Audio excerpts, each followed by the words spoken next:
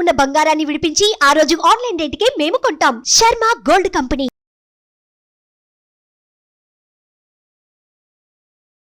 నమస్తే, welcome to Suman TV. నేను మీ యామ్ని. ప్రస్తుతం మనతో ఉన్నారు ప్రముఖ ఆధ్యాత్మికవేత్త డాక్టర్ అనంతలక్ష్మి గారు ఉన్నారు. అమ్మతో మాట్లాడి మనకున్న సందేహాలను అడిగి తెలుసుకుందాం. నమస్తే అమ్మ. నమస్తే అమ్మా. అమ్మ, ఇప్పుడు ఆలస్యంగా లెగవడం వల్ల అష్టదరిద్రం అని అంటూ ఉంటారు. అసలు ముందుగా ఏ టైంకి లెగవాలంటారు? ప్రకృతి మనకి లేచే సమయాన్ని ఒకటి నిర్ణయించి పెట్టిందమ్మా. ప్రకృతిలో అంతర్భాగమే కదా మనం కూడా. ఒకసారి ఎప్పుడన్నా కొంచెం ముందు లేచి చూస్తే అర్థం అవుతుంది ఎప్పుడు లేవాలో. సూర్యోదయానికన్నా కొంచెం ముందే పక్షులు, జంతువులు అన్నీ లేస్తాయి. మనం కూడా ఒక జంతువే కదా, మనం ఎప్పుడు లేవాలి? వాటితో పాటే లేవాలి కదా. అట్లా లేస్తేనే కదా ప్రకృతితో మనం అనుసంధానమై ఉంటాము. ప్రకృతి మనని అనుగ్రహించడానికి వీలయ్యేది కనుక పక్షులు ఎప్పుడైతే కిలకిలారావాలు చేస్తూ ఉంటాయో, పెంపుడు జంతువులు మనకు ఉంటే ఉండాలేమో, ఏ కుక్కో పిల్లో పెంచుకుంటే, లేకపోతే మనకు ఉండవు. పల్లెల్లో అయితే ఆవులు, గేదెలు ఇలాంటివి ఉంటాయి. ఇంకా కొంతమంది గొర్రెలు పెంచుకుంటారు. అవి ఎప్పుడు లేచి ఆవులు అంబారావాలు చేస్తూ ఉంటాయో ఆ సమయానికి లేవడం అన్నది సరైన పద్ధతి. ఇంకా బాగా ఉండాలి అంటే, గొప్ప సాధన అవి చేయాలంటే అంతకన్నా ముందు లేవాలి. బ్రహ్మ ముహూర్తం అంటారు. దాన్ని బ్రాహ్మీ ముహూర్తం అంటారు. బ్రాహ్మీ ముహూర్తం అది నిజంగా లేవాల్సిన సమయం.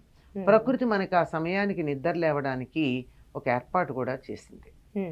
తప్పనిసరిగా ఆ సమయంలో అందరికీ మెలకు వస్తుంది. మనం గాఢంగా నిద్రపోతూ ఉన్నప్పుడు ఒక సమయంలో మెలకు వస్తే నిద్ర లేవద్దు. కానీ బద్ధకస్తులు పక్కనున్న సెల్ ఫోన్లోనో వాచీలోనో టైం చూడండి. 4:30-5 మధ్య ఉంటుంది. అది మెలకు వచ్చిందంటే ప్రకృతి లేపింది మనని. కానీ మనం ఏం చేస్తున్నాం? ఇటు నుంచి అటు తిరిగి పడుకుంటున్నాం. అంతేగాని వెంటనే లేవట్ల. అప్పుడు ఆ సమయానికి మెలకువ రాగానే లేవడం గనక అలవాటు చేసుకున్నట్టయితే జీవితం అద్భుతంగా ఉంటుంది. మీరు అష్టదరిద్రం అన్నారు. ఎందుకు అష్టదరిద్రం? మొట్టమొదట ఆరోగ్యం చెడిపోతుంది, కంటి చూపు మందగిస్తుంది. ఆలస్యంగా లేస్తే పనులన్నీ ఆలస్యం అవుతూ ఉంటాయి. అనుకున్నదేది సాధించలేము. ఆ కారణంగా ఆర్థికంగా కూడా ఇబ్బంది పడతాం. ఇట్లా లెక్క చూసుకుంటూ కనుక వచ్చినట్టయితే ఎన్ని రకాలైనటువంటి దరిద్రాలు వస్తాయి మనకి. వీటన్నింటి నుండి మనం తప్పించుకుని, దరిద్రాల నుండి తప్పించుకోవాలి అంటే త్వరగా లేవాలి. అందుకని ఆ మాట, ఈ వివరాలన్నీ ఇలా చెప్తే ఎవరికి విసుగ్గా ఉంటుంది వినడానికి. అసలు వినడానికి ఓపికేది. అందువల్ల దరిద్రం అనే ఓ మాట అంటే దరిద్రం ఉండడం ఎవరికి ఇష్టం లేదు గనక అందుకని త్వరగా లేస్తారు అని చెప్పినటువంటి మాట. ఎన్ని రకాల నష్టాలు వస్తాయో ఆలస్యంగా లేచినందువల్ల పట్టిక చూస్తే మనకు అర్థమవుతుంది. అలానే ఇప్పుడు నిద్ర లేచిన తర్వాతకి ముందుగా చేయవలసిన పని అంటే ఏంటమ్మా? ఏం చేయాలి అసలు? నిద్ర లేవంగానే మంచం మించి దూకకూడదు. అసలు కళ్ళు కూడా తెరవకూడదు. మెలకు వచ్చిన తర్వాత 2 చేతులతోనూ ఇలా కళ్ళు మూసుకుని నెమ్మదిగా కళ్ళు తెరిచి అప్పుడు ఆ చేతుల వంక చూసుకుని లేవాలి. దీనివల్ల సుఖం ఏమిటంటే, ఇవాళ వాళ్ళ మొహం చూశాను దరిద్రం వచ్చింది, వీళ్ళ మొహం చూశాను దరిద్రం వచ్చింది ఎవరిని అనం. మన చేతులు మనమే చూసుకున్నాం. అది చూసుకునేటప్పుడు ఏమవుతుందంటే, అలా కళ్ళు నెమ్మదిగా తెరవడం వల్ల చీకటి, మనం పడుకున్నప్పుడు కళ్ళు చీకటిగా ఉంటాయి, బయట కొంచెం వెలుగు ఉంటుంది. ఒక్కసారిగా చీకట్లోంచి వెలుగులోకి చూస్తే కళ్ళు చికిలిస్తాం. ఆ చికిలించినప్పుడు ఏం జరుగుతుందంటే, కంటి పాపలో ఉన్నటువంటి రాడ్స్ అండ్ కోన్స్ అని ఉంటాయి, అవి సర్దుబాటు చేసుకుంటాయి ఆ వెలుగుకి. ఆ సర్దుబాటు చేసుకోవడానికి ఇట్లా చికిలించటం. ఈ సర్దుబాటు చేసుకోవడం రోజు ఉందనుకో, వాటి శక్తి తగ్గుతుంది, తొందరగా అవి వస్తాయి, కళ్ళజోళ్ళు వస్తాయి. అలా రాకుండా ఉండాలి అంటే నెమ్మదిగా కళ్ళు తెరిచి, నెమ్మదిగా ఇలా వాతావరణానికి అలవాటు పడేటట్టుగా కళ్ళు తెరిచి, ఇలా చేతులు చూసుకుంటూ కూడా ఒక శ్లోకం చెప్పిస్తారు. కరాగ్రే వసతే లక్ష్మి, కరమధ్యే సరస్వతి, కరమూలేతు గౌరీ, ప్రాభాతే కరదర్శనం. ఈ చేతి చివళ్ళ దగ్గర లక్ష్మి ఉంటుంది. పనులు దీంతోనే చేస్తాం, అప్పుడు సంపదలు వస్తాయి. కరమధ్యే సరస్వతి, ఈ చేతి మధ్యలో సరస్వతి పుస్తకం మరొకటో ఉంటుంది, జ్ఞానం ఉంటుంది. కరమూలేతు గౌరీ, ఈ చేతి మొదట్లో గౌరీ ఉంది. పని చెయ్యాలంటే ఇది మణికట్టు కదలాలి. ఇది పని చేస్తే ఏదైనా ఉపయోగం, లేకపోతే ఇక్కడ బిగుసుకుపోతుంది.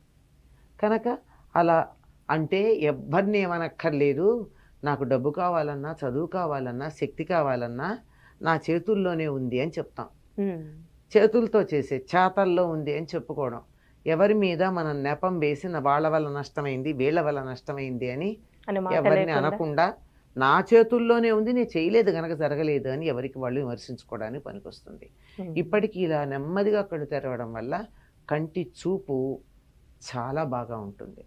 అలా చేసినటువంటి వాళ్ళకి 120 ఏళ్ళు బతికినా కళ్ళజోడు రాదు, అంత బాగా ఉంటుంది అన్నమాట. నెమ్మదిగా చూడడం అయిన తర్వాత మంచం మించి దూకకూడదు. నెమ్మదిగా అసలు లేచేటప్పుడే ఎడం పక్కకి తిరిగి నెమ్మదిగా లేస్తాం. లేచినటువంటి వాళ్ళం వంగి భూమికి నమస్కారం చేసి మన పనుల్లో మనం పడాలి. అప్పుడు ఏం జరుగుతుంది? సముద్ర వసనేదేవి పర్వతస్తన మండలే విష్ణుపత్ని నమస్తుభ్యం పాదస్పర్శం క్షమస్వమే. భూదేవిని ప్రార్థించి నీ మీద పాదం పెడుతున్నానమ్మా తల్లి, నన్ను క్షమించు అని ప్రార్థిస్తున్నాం. ఎప్పుడైతే భూమిని ప్రార్థించామో మనకి ప్రతిరోజు ఎత్తడేనే, సంవత్సరానికి ఒక రోజు కాదు. భూమిని ఎప్పుడైతే భూదేవిగా ప్రార్థన చేసి నా కాలు పెడుతున్నానమ్మా క్షమించు అని అడుగుతామో అప్పుడు ఆ గౌరవం ఉంటుంది. ఈ భూమిని పాడు చేయడం, కబ్జాలు చేయడం, దానికోసం కొట్టుకోవడం లాంటివి ఉండవు. ఒక గౌరవం కలుగుతుంది. ఇక మనం పనిలో పడ్డామంటే అద్భుతంగా ఉంటుంది. ఆ రోజు నిద్ర లేచిన తీరు బట్టి ఆనాటి కార్యక్రమాల యొక్క ఫలితాలు ఉంటాయని కదా మనకు పెద్దలు చెప్తారు. కనుక ఇంత హాయిగా నా కన్ను హాయిగా ఉండేట్టు, నా గుండె హాయిగా ఉండేట్టు ఇలా కుడిపక్కకి తిరిగి నెమ్మదిగా కాళ్ళు ముడిచి లేచినందువల్ల, ఈ నిమిషం సమయం తీసుకున్నందువల్ల రక్త ప్రసరణ భూమికి సమాంతరంగా ఉండేటటువంటిది. కూర్చోంగానే పైకి పంప్ చేయాలి గనక గుండె మీద బరువు పడుతుంది. అలా బరువు పడకుండా, నిలబడకుండా నెమ్మదిగా పక్కకి తిరిగి నెమ్మదిగా లేచి ఈ నిమిషం కూర్చుని పనిలోకి వెళ్ళేటప్పటికల్లా ఆ గుండె మీద బరువు పడకుండా సర్దుబాటు అవుతుంది. అంచేత గుండె కూడా పదిలంగా ఉంటుంది.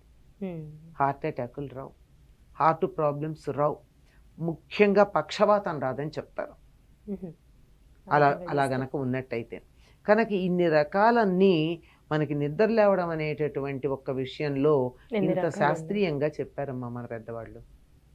మరి ఇప్పుడు నిర్ణయించుకోవాలి ఎప్పుడు లేవాలి, ఎట్లా లేవాలి, లేచి ఏం చేయాలి అన్నది.